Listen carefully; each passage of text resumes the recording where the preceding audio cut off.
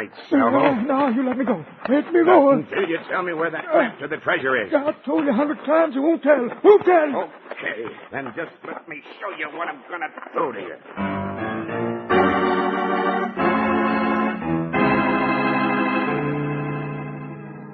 Well, kids, neither Ricky nor me had any idea what Hasty and Loco was planning to do with Mr. Salvo.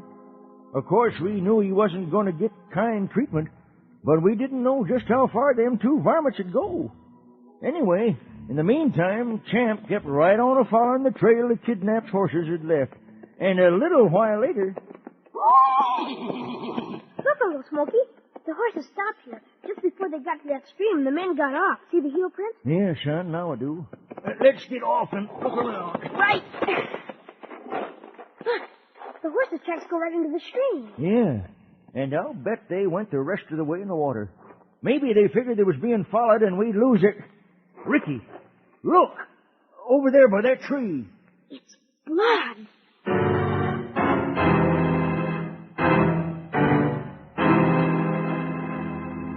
Well, in just a minute, kids, we'll return to the adventures of Champion. But right now, I want to ask each and every one of you a very important question. Have you written me that letter or postcard yet, telling me how you like this program? Well, if you ain't, I wish you'd sit down just as soon as today's chapter's over and do it right away. You see, boys and girls, Ricky and me is sort of conducting a survey, you might say, just to see how many friends we have. So if you want to keep hearing the adventures of Champion, all you have to do is say so. Just write to me, Uncle Smoky, Box 2109, Hollywood, California. You got that? Uncle Smoky, Box 2109, Hollywood, California. And I sure thank you. And now, back to our story.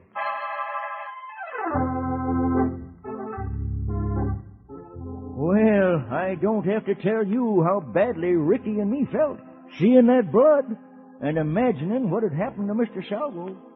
It sure seemed possible that those two no-count coyotes had put an end to the old-timer. Anyway, since there was nothing more we could do, Ricky, Champ, and me headed back to the Flying A. But isn't there anything we can do, Uncle Smoky? You know it's possible that Mr. Salvo isn't dead. It's possible, son, but it don't seem likely. He couldn't have stood much punishment, sick as he was. I know, but... His death wasn't our fault, son. The best we can hope for is to track down those low-down lizards who killed him. We don't even know what the murders look like. All we know is that there's two of them. I know, son. There's not much to go on.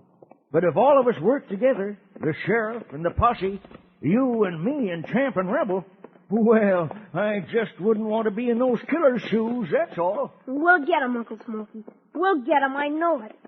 But still... Still what, son? I got a funny feeling that Mr. Salvo is still alive.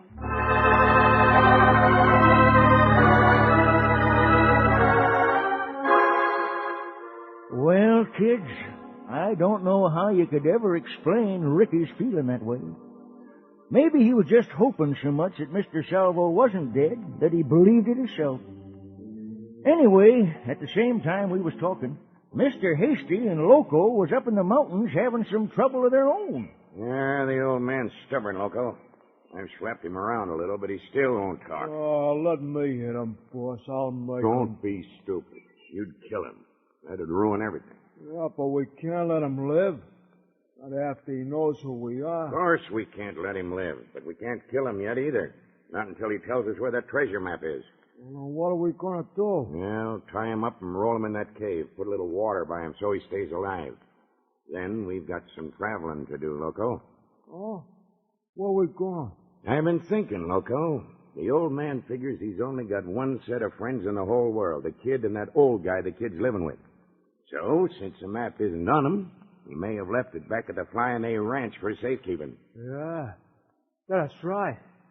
Now, let's go back there and tear the place apart till we find it. Relax, will you? We're not going to tear any place apart, not yet anyway. But we are going to get back to the Flying A come dusk and have a look around. And if we find the map there, things aren't going to go too well with the kid and his uncle.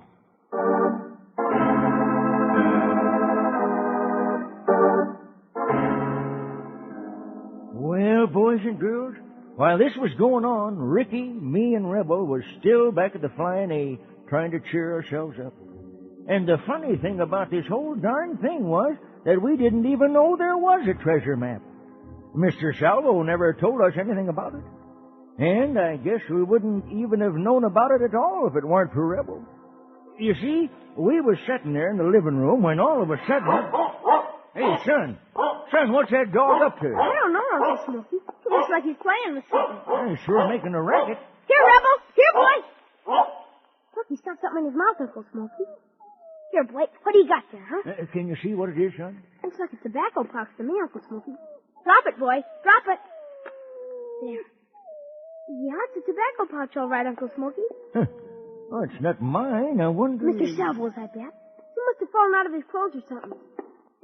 Hey, look. Huh? What, son? There's something in here. Golly, full of things, Uncle Smoky. Look what Rebel found.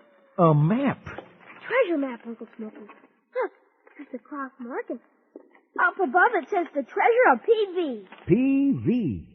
Pancho Villa. Doggone it, son. This means Mr. Salvo probably left that there map here on purpose. And it also means those varmints probably haven't killed him. Of course, it also means something else. I think I know what you mean, Uncle Smoky. It means that we haven't seen the last of those two men who kidnapped Mr. Salvo.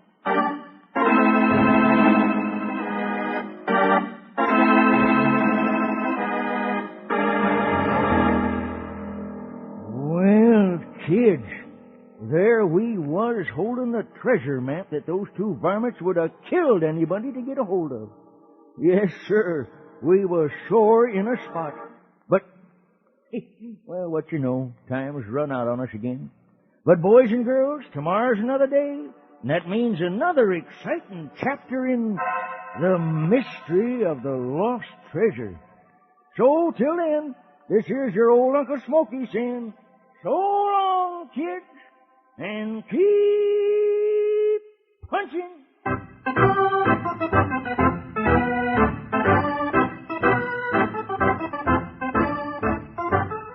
Be sure and listen in tomorrow, same time, same station, to learn more about Ricky, Rebel, and the King of the Wild Horses, Gene Autry's champion, the world's wonder horse.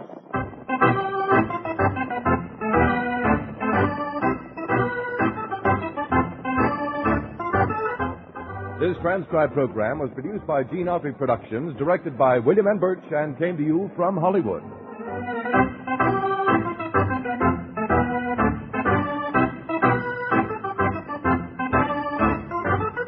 And now stay tuned for Curly Bradley, which follows over most of these stations in just a moment.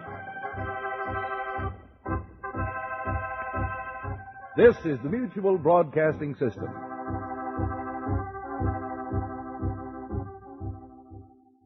Let's squeeze in a strange adventure from 1945, The Badge of Courage. Strange Adventure. It was terribly cold that night in the little village on the banks of the Don. The terrible Russian winter engulfed the whole of the land. The door of the drinking house opened, and a strange figure entered the room. The man was small, not over 5 feet, and slender in proportion. A worn fur cap pulled down over his ears almost concealed the weak, pale face. A long black overcoat did the same for the rest of his body. He walked slowly to the bar. Vodka, please.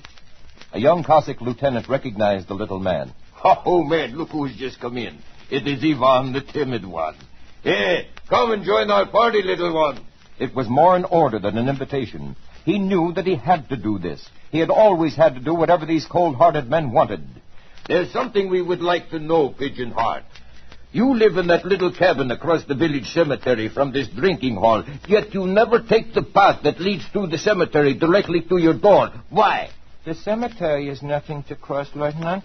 It is nothing but earth, like all the other earth. Oh, so it is only earth, you say, eh? But yet you dare not cross it. Here is a challenge for you, then, my brave little comrade. Cross the cemetery tonight, Ivan, and I'll give you 5 rubles, 5 gold rubles. Ivan was stunned, but rose to his feet. Yes, my comrades, I'll cross the cemetery, and tonight. A great roar of laughter filled the room. The lieutenant winked to his men and unbuckled his saber. Here is your badge of courage, then, Ivan Petrovka. When you get to the center of the cemetery, in front of the biggest tomb, thrust this saber into the ground. In the morning, we shall go there. If the saber is there, you shall get the 5 gold rubles. If you live. Ivan took the saber gingerly, buckled it about his middle outside the long overcoat. Ivan pushed open the heavy iron gate of the cemetery and entered. He began to walk fast, trying to muster up his courage as he went.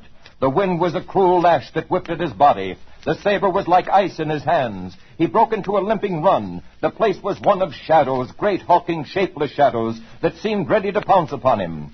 Now one of the shadows loomed up ahead, silhouetted against the night horizon. He recognized it as the large tomb.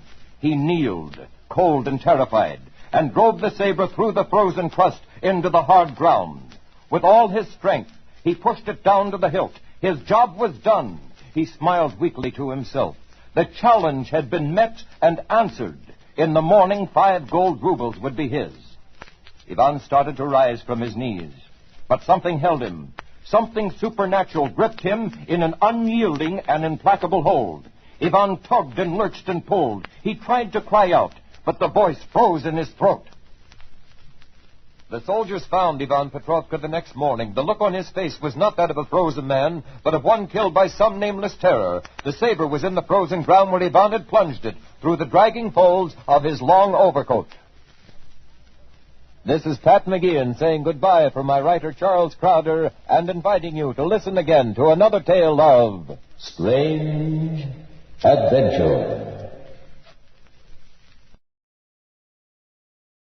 Just sit back, relax, and watch the cars roll by. Just help yourself to a nice, refreshing, cool drink.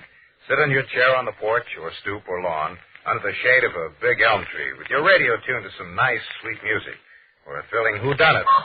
The world is listening to OTR Now. Gosh, you're smart. Welcome back to the OTR Now radio program and part of our special program, Short Attention Span Theater, representing Police Headquarters. This story is called Helen Marsh Killed.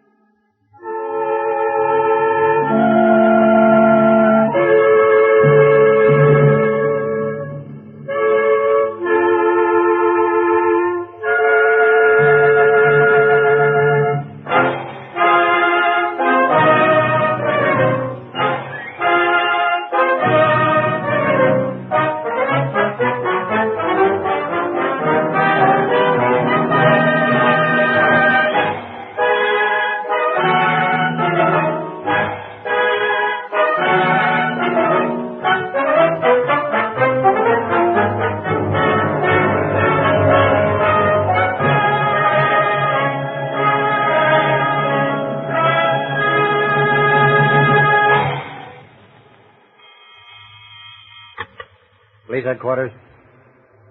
Just a minute. I'll connect you with homicide. Homicide detail, Captain Harris. This is Lawrence French, manager of the Melody Theater. I wish you'd hurry right over here. What's wrong, Mr. French? Well, we're not sure yet. Looks like a murder. Who is it? One of our performers, a girl. I wish you'd hurry right over here and see what you can make of it. All right, I will. And, Captain. Yeah? Come to the stage door with as little noise as possible. The show's still on, and we want to avoid any excitement. All right, sir. Oh, Murphy. Yes, sir. Hey, Weaver. Yes, sir. You two men get your things. Flashlight, powder, camera, and Murphy. Yes, sir. Get a fingerprint outfit and meet me in front. Yes, sir. Where to, Captain? To the Melody Theater. Okay. Somebody has a nice little show all arranged for us.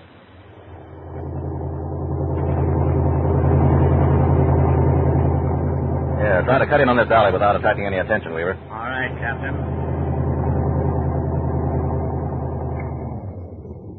Yeah, that's good. Now, turn into the stage entrance here. All right. Come on. Don't make any noise. Watch these steps. Here, take this camera, Murphy. Okay.